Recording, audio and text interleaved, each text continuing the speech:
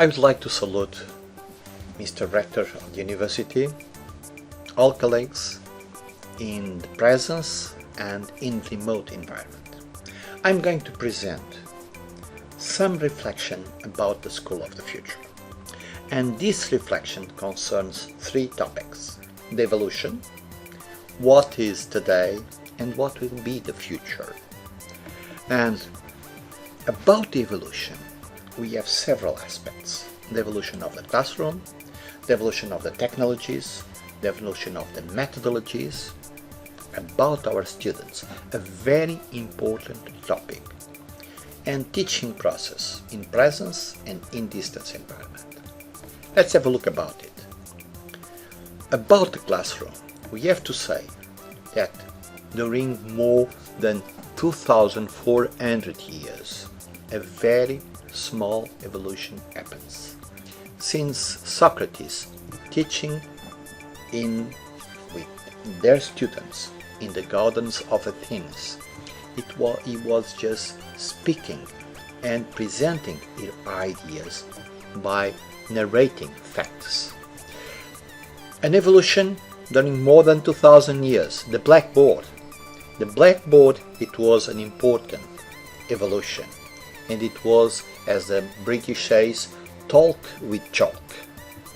But in recent years, the last decades of the 20th century, the retro projector, it was a very interesting improvement from the didactic communication point of view, and against the projectors.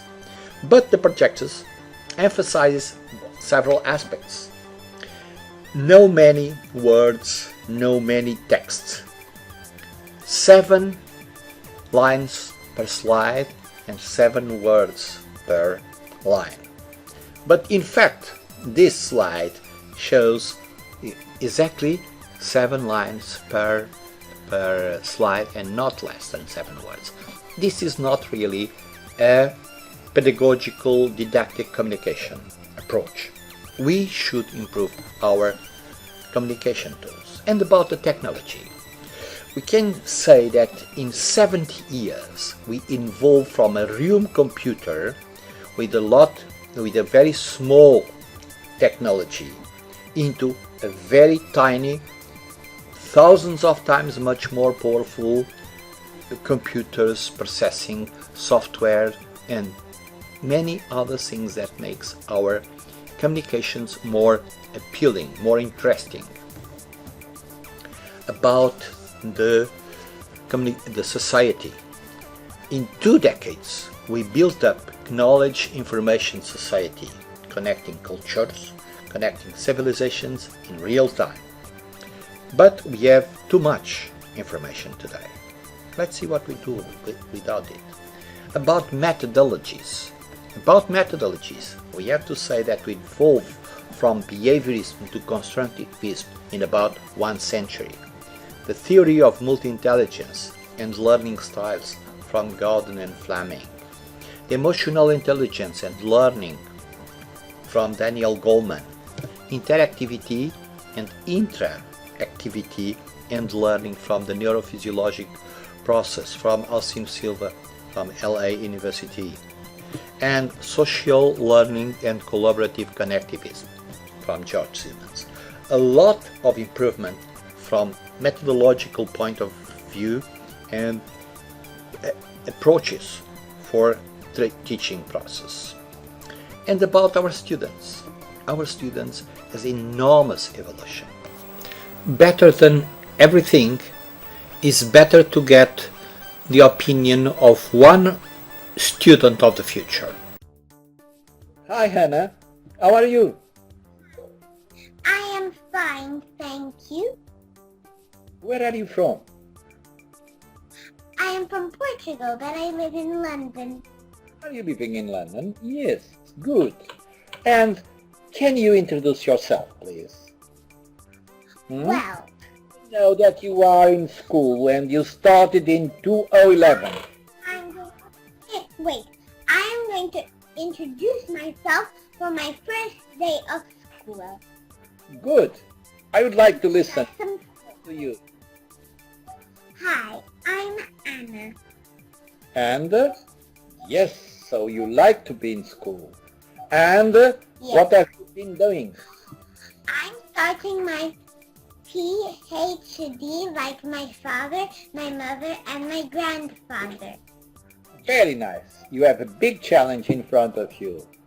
And a big And one.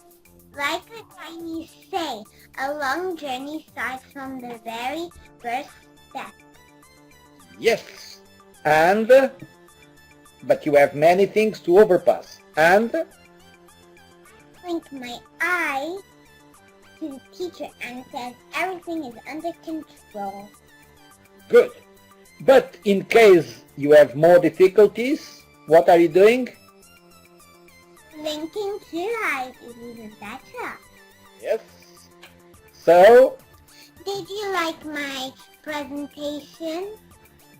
yes. Anna, have you been reading what is written in the slides? Yeah. So it means that you know how to read. You just know how to read with 6 years old. You are very good, Anna. But I would like to know your opinion about the school. When I was your age, teachers were very serious. They didn't laugh with us. Already. Teachers are much more friendly. They like to make games with us and things like this. What would you prefer? Which type you prefer? I prefer You prefer the friendly type with jokes and things? jokes and games and parties. Yes, very nice. And how about multimedia and video games? Yes. Yes, you like it. Yes. Anna, another question. When you need some support to make your homework, what are you normally doing? Calling Skype? Calling me? Yes, you are calling me normally by Skype to help you. And is it good? Yes. Thank you very much, Anna. The School of the Future, you are a real student of the future. Thank you. And my conclusion is that students, they Digital model model learners have different learning styles. They are multimedia content, distant learning. Yes, you know very well how to make conclusions. Thank you very much, Anna. It was a pleasure to be with you, as always. Thank you. Thank Say you. bye-bye. Bye. And this evolution are concerning several aspects. Our students are digital, multimodal learners. They have different learning styles. They ask us multimedia contents, and they are as well asking distance learning. About teaching process, presence and distance. That was as well an important evolution. We can say that we talked about distance learning during the 20th century based on 4th generations. One generation, it was from the 19th century to the 70s, correspondence courses. This was enormous evolution during the Second World War, or after, and even after the Second World War. And the second generation, it was open universities from the 70s to the 80s. The third generation, it was in the 80s to the 90s. Cassette videos, TV school. But in the 90s, we have something called e-learning. The e-learning has a very different way of expressing. Computer-based learning, distributed learning, distance learning, web-based learning, online learning, internet-based learning, and finally, B-learning. But this B-learning is supposed to disappearing. B-learning, it's mixed learning, blended learning, but it is disappearing. because in 2001 Rosenberg said us as well that the most important revolution in the future, it would not be e-learning, but just the disappearing of the e. So if we want to compare e-learning generations, we can say that the first generation happens, let's say, just sending contents to our students and they should learn by themselves. This was not properly a pedagogical approach. And very soon we realized that we need to make blended learning, presence and distance learning. This was the first step. The second step was the second generation, and this generation, it was in about 2004 when Stephen Downes and O'Reilly starts to talk about Web 2.0. This means interactivity. But this interactivity, it was asynchronous interactivity. Forums, chats, wikis, and other types of interactivities. A third step, it was really showing up from when George Siemens started to talk about connectivism. And connectivism means several aspects, and one important aspect is connecting in real time. And this means video conferencing, it means really interactivity live. This changed as well again a lot because the blended learning turns in a different format, asynchronous and synchronous. And synchronous can be in presence or distance format. And this is the big evolution happening during the last decades. What else can we say? We can say, and I will repeat, that Rosenberg said in 2001 that the E will disappear. He was looking to the future, and the future is today. Let's have a look, let's say, about what is today. Today, learning is a teaching process supported in electronic media, distributed contents in multiple formats, and interactive web technology. Asynchronous and synchronous, doesn't matter if it will be in distance or presence teaching. This is, let's say, a new revolutionary approach and view of the future. And about today. About today, we can say that we are living in exponential times. If the evolution was very slow in the beginning, now it's very, very, very fast. We can say that top 10 jobs in demand in 2010 didn't exist in 2004. Social media strategists, user experience specialists, telework, and many other types of work that did exist 10 years ago. For students starting a 4 years technological degree, this means that half of what they have learned in the first year will be outdated by the third year of study. This means that evolution is so fast that things are changing so much that very easily they disappear. We are currently preparing students for jobs that don't exist yet. This is something that we must be very responsible about it, and using technologies that have not been invented in order to solve problems that we don't even know that they are problems yet.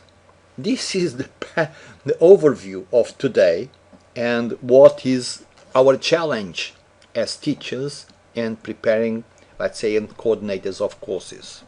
United States Labor Department estimates that today a fellow with 30 years old age will have between 10 and 14 jobs. This means that things are changing at such a speed. Many of the jobs students will have don't even exist yet. And about the future. The future is let's say, with this evolution from Socrates, the blackboard, the retroprojector, the projectors, e-learning, and distance learning, and after the evolution from distance in a traditional format, from e-learning in the new format today, we are involved in a very, very, very parallel way. We can say that learning today is like a glass of water, half full. We don't know if it's half full or half empty. And this is a mix, compromising. It is delivered in asynchronous contents, on demand, and synchronous in presence and virtual. This is the challenge of today. A teacher, besides being an expert in a specific scientific area, should have as well pedagogical skills. This is as well a new reflection about what a teacher needs really to make good lessons and good preparation for the students. The future, according to my father, it was 60 years ago when television starts in my country. And when my father saw television for the first time, he told us, in the future, we will not use any more telephones. We will use one screen in one side and another screen in the other side, and everybody will be seeing each other. So we are in the future. We are using Skype, we are using video conferencing, we are using all of these things that my father said that it would be the future. So the future is today. And we need, in fact, new models, new taxonomies, and blended learning in this new format. This is what is our challenge for today. New models, or let's say the old models, didn't integrate what is today. Synchronous activities, CLE by John Ensign, OLE by Hanefman, Land and Oliver, Soil and Bayer, Elements of Instructional Design, IRC by John Killer. These models today, part of them are overpassed because they are not integrating what are new models. And as well, models to develop learning courses are using as these models. They need to be updated to the new overview and the new tools available. In the School of the Futures, teaching and learning process is defined by the skills of the teacher. This means that the teacher that is teaching in a presence course is not prepared to teach in distance format. You need to adjust their methodologies and their technologies. But it is as well necessary that students have a minimum of maturity to study in a distance format. Because younger students, they don't have the necessary maturity to do it. What else? Knowledge transfer process. We have, let's say, didactic communication, which is guiding the students, transfer information, and we need didactic communication skills in a written format, in the narration format, in visual multimedia, slideshows, non-verbal communication, body language, and specific synthesis for different lexical communication process. We should know that when we are making a text, we will use a different format that we are narrating, or if we are making a video. What else? After, we need tutoring and formative assessment to support and guide our students. This is a constructivism approach. The tutoring didactic orientation, reflecting and interactivity. We need formative continuous assessment in order to improve the integration of the contents and the real learning process. A new model is necessary, and we have, from our research, we have defined some highlights about what it should integrate, the new model. Contents distributed asynchronous and synchronously, learning based on interactive activities carried out in a constructivist process, using tutoring, using collaborative activities, with the view to integrate all the information, and continuous formative assessment is absolutely necessary for students integrate the knowledge in their, let's say, mind. Apply to all education levels and teaching environments. This is, let's say, not for technical, not for this, not for that. It's for all scientific areas. And interactivity. Interactivity is a very important aspect. Group work, interactivity, it's something that we should define. And if we use all these topics in our process of teaching and learning, we will have better quality of teaching. Be-learning devolution, blended learning, as today a different format that it was 10 years ago. It is asynchronous, contents distributed on demand, and synchronous, in presence or in virtual environment. This means that we should have LMSs and virtual classrooms. If we are making, let's say, a presence course, a LMS is absolutely necessary. A platform like Moodle, like WebCity or any other, they are absolutely necessary to support and to create a bridge between teacher and students. Many experiences are running about the School of the Future. Let's say, I could talk about many, but it is not really this we want. This is the past. What we are, let's say, seeing today, I am mentioning here 5 experiences. And this experience it's only point out 5 of them, but I could present 50 different experiences with new technologies, with new methodologies. Don't forget that new technologies without methodologies are just technological noise. What else?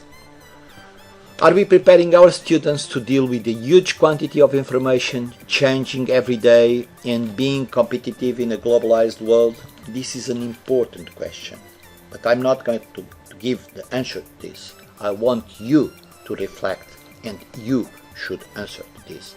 Are you really prepared, your students, to deal with a huge quantity of information?